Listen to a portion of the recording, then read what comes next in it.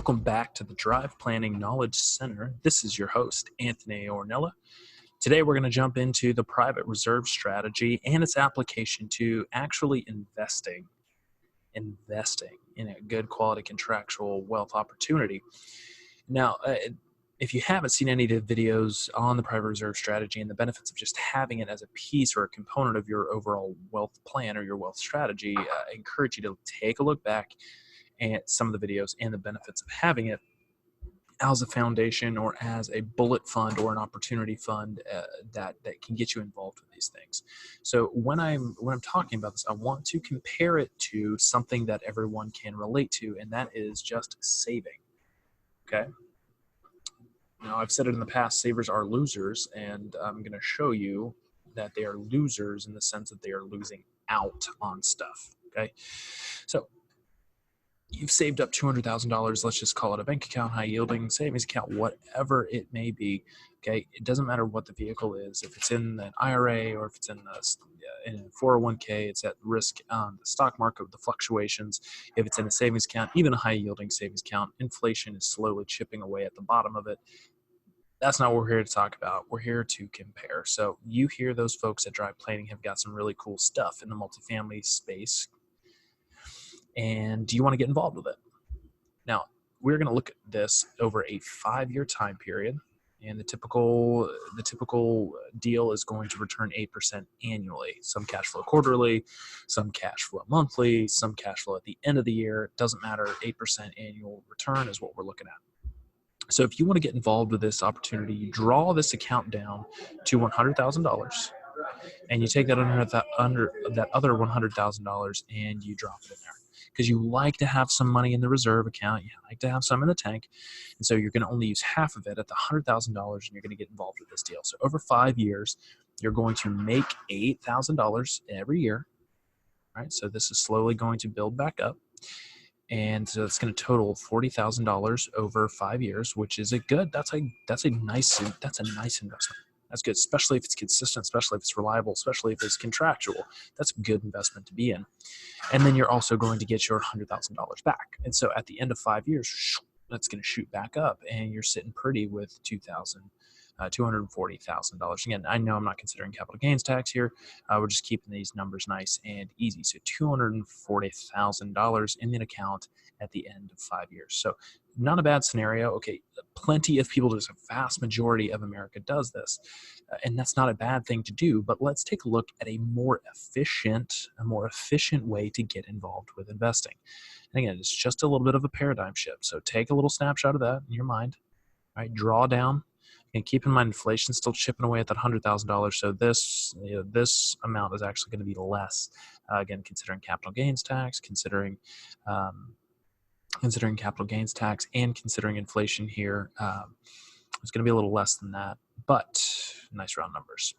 So if you are not familiar by now with this tank, I encourage you to go back to our videos and take a look at the private reserve strategy and some of the nuances. So it's, again, a very, very similar situation, except this time you have been saving your money in a more efficient vehicle.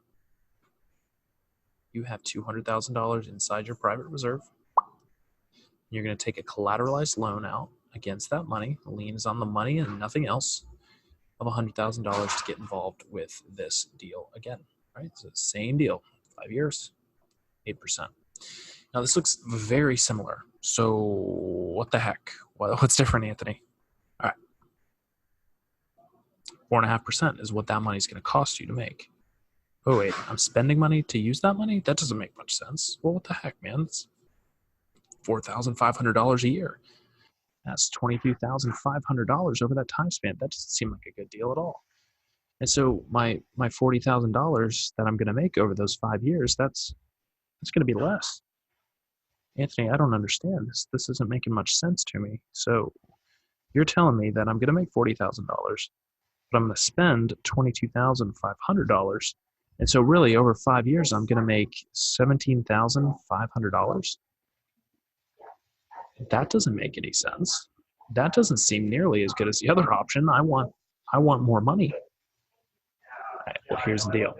If we take a very conservative view, as the internal growth here, tax-free. Keep in mind, this is tax-free growth of 5% internally.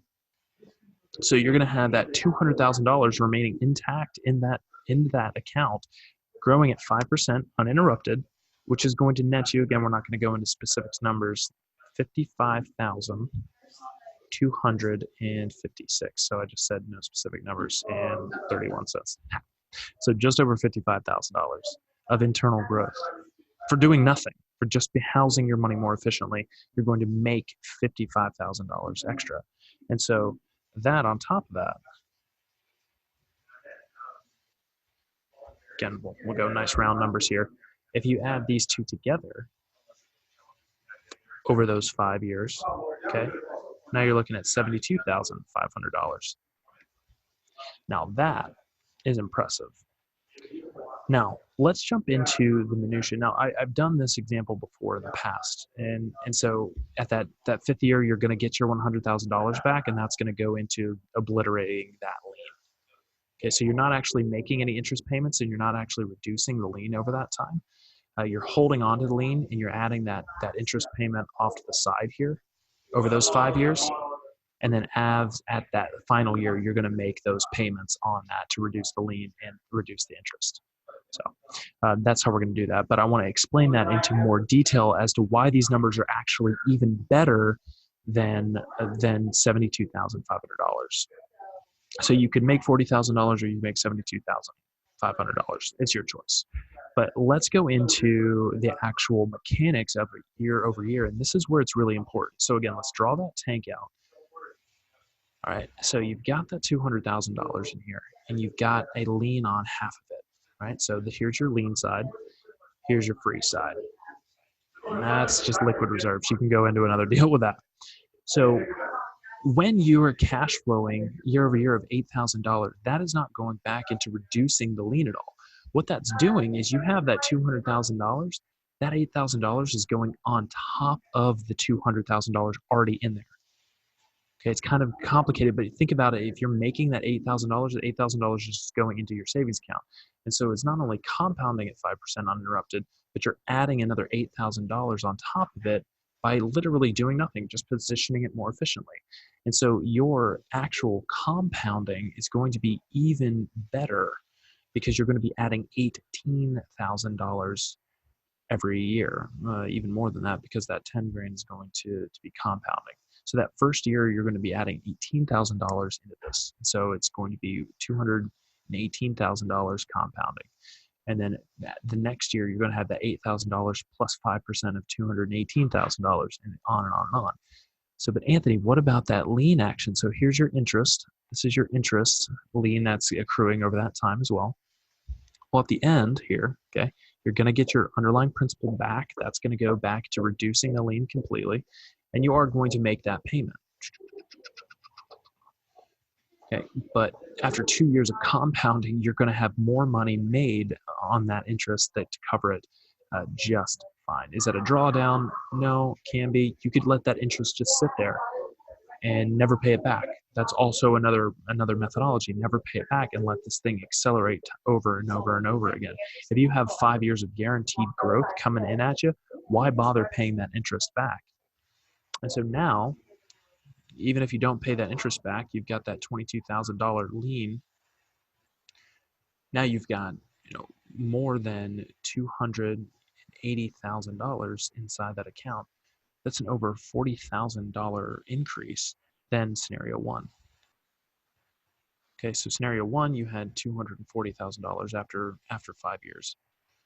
Scenario two, when you use the cash flow to pay down, you're sitting with $272,500. But when you know the mechanics and you work with a team that knows specifically how to fund and refund and pay back, okay, you're not paying back the lien right away. You're not paying the interest right away. Let it sit.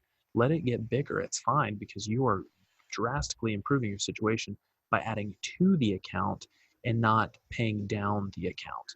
Because that $100,000 is the lien money. It's the same money. It's just now coming back to reduce it. And now you can do this over and over and over again. So that's how it's used to accelerate it. If you're already going to invest, if you're already going to warehouse your money, if you're already going to do these things, which everyone is and probably should be doing, it's just a more efficient way to do it. So I always encourage you to please work with a specialist that knows their way around this stuff. Statistics that we can talk about all day long, 98%, so 2% of all of these life insurance policies that are out there have loans that are taken out against 2%. Right? Don't fall into that 98%. People that know how to leverage these funds are accelerating their wealth drastically. That same scenario is literally the same scenario with a 100% increase on the return just by structuring it more efficiently. Is it for everybody? No. You have to have good money habits, and you have to have your financial house in order for this to actually feel that presence to be felt. But for those of you who are already saving and are already doing the right things, this is just an accelerator. This is going from 30 to 60 miles an hour on a highway to get you where you're trying to go. And you can do this time and time and time again through that private reserve strategy. So again, if you want some more information, it is driveplanning.com. You know how to get there. You don't know how to use the internet, I'm not sure we can work with each other anyway. Just kidding. And if you want to chat, that's where you can reach me. Give me a call. I don't want you to shoot me an email. I want to hear your voice, and I want to talk to you, and I want to answer your questions directly. Will you take care of yourself?